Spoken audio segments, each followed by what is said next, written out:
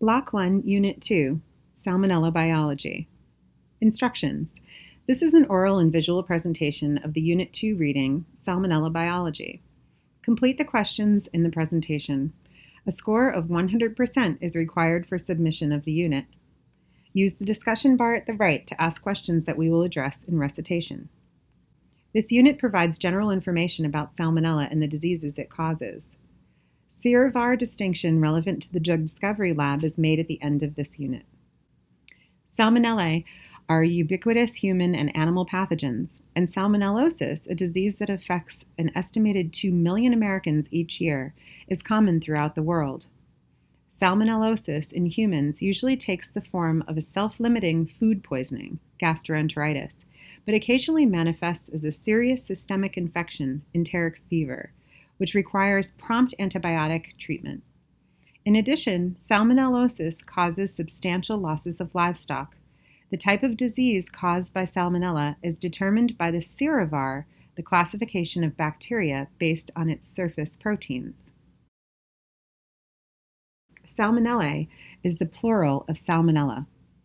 Always italicize the terms salmonella and salmonella. The serovar is named after the word salmonella and is capitalized. An example is Salmonella typhi. The serovar is not italicized. When indicating the name of the bacteria and the serovar, the name of the bacteria can be abbreviated to the first letter. So Salmonella typhi becomes S. typhi. Structure, classification, and antigenic types. Salmonella are gram-negative, flagellated, facultatively anaerobic bacilli possessing 3 major antigens: H, or flagellar antigen, O, or somatic antigen, and VI antigen possessed by only a few serovars.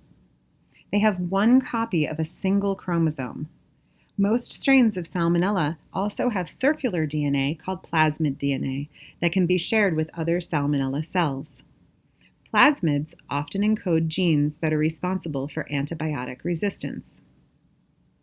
Serotypes are grouped within a single species of microorganisms, such as bacteria or viruses, which share distinctive surface structures.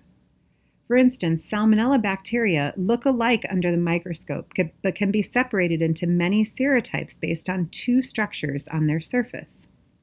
The outermost portion of the bacteria's surface covering, called the O antigen, and a slender thread-like structure called H antigen that is part of the flagella. The O antigens are distinguished by their different chemical makeup. The H antigens are distinguished by the protein content of the flagella. Each O and H antigen has a unique code number. Scientists determine the serotype based on the distinct combination of O and H antigens. VI antigen is a superficial antigen overlying the O antigen.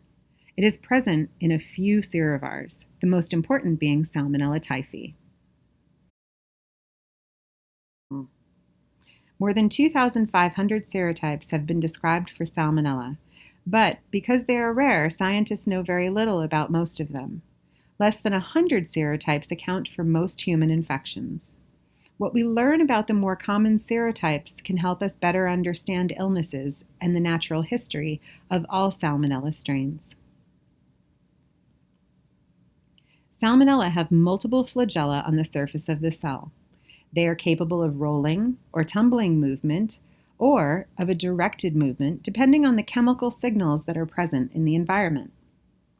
In groups of other Salmonella, they respond to signals from other cells and display swarming behavior, where they move toward one another. Flagella on Salmonella move in a circular motion. When individual flagella move at the same time, movement is not directed and results in random vibrational movement. If signals are present in the environment of the Salmonella, flagella may join together to form a single structure and rotate counterclockwise to produce directed movement. Some infectious disease texts recognize 3 clinical forms of salmonellosis: gastroenteritis, septicemia, and enteric fever. There are 2 extremes of the clinical spectrum: gastroenteritis and enteric fever. The septicemic form of Salmonella infection can be an intermediate stage of infection in which the patient is not experiencing intestinal symptoms and the bacteria cannot be isolated from fecal specimens. The severity of the infection and whether it remains localized in the intestine or disseminates to the bloodstream may depend on the resistance of the patient and the virulence of the Salmonella isolate. The incubation period for Salmonella gastroenteritis, food poisoning, depends on the dose of bacteria.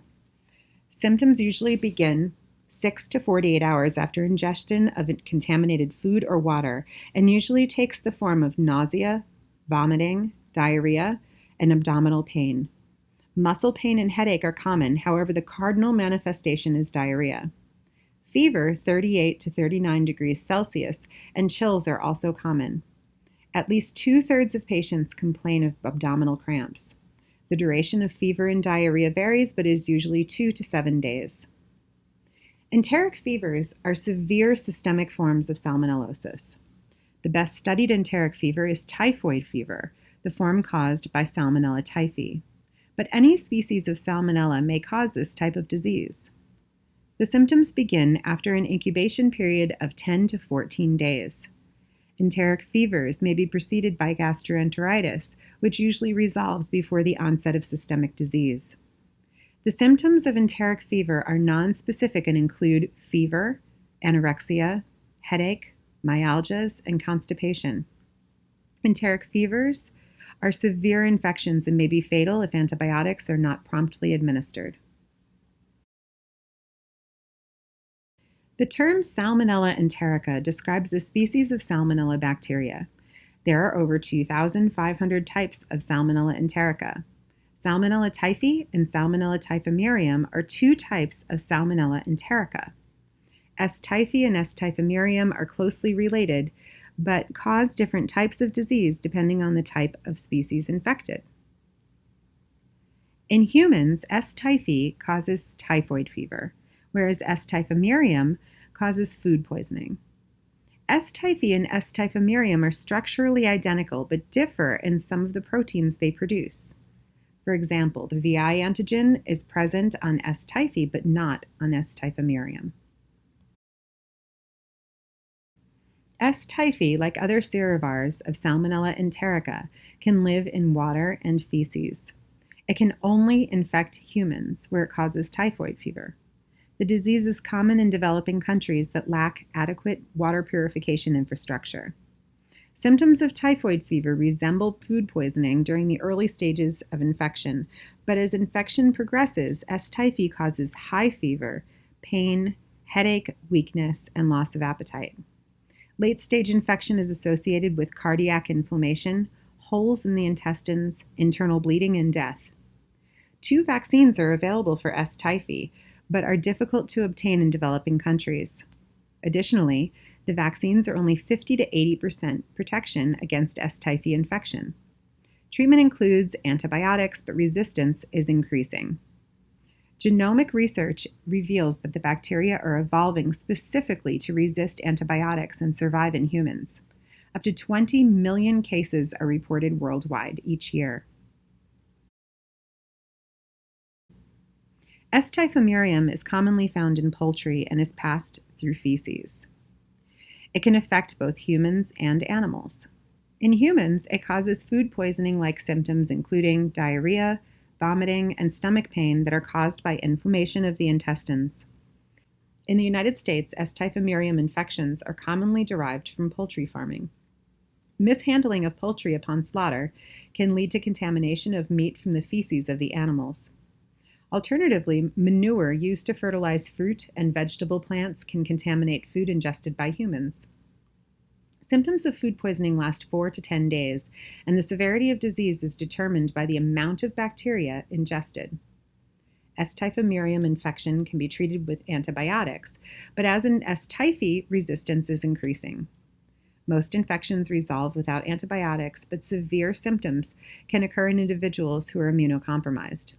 In the United States alone, up to 600,000 human infections are caused by S. typhimurium annually. Interestingly, when S. typhimurium infects mice, it causes typhoid fever-like symptoms. The disease is not identical to manifestation in humans, and its symptoms are not as severe.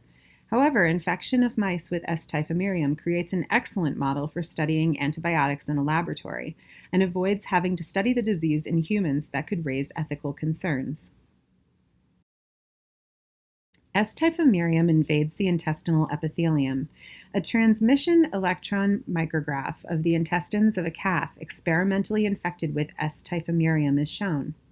Local degradation of microvilli and formation of membrane extrusions at the apical surface of an enterocyte are associated with internalization of bacteria.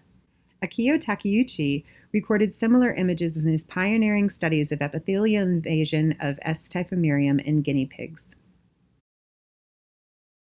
The learning goals for Unit 2, Salmonella Biology, are 1. Describe the 3 clinical forms of Salmonella infection. 2. Label the cellular anatomy of Salmonella. 3. Classify clinical characteristics in different species as Salmonella typhimurium or Salmonella typhi. 4. Summarize the symptoms of typhoid fever in humans.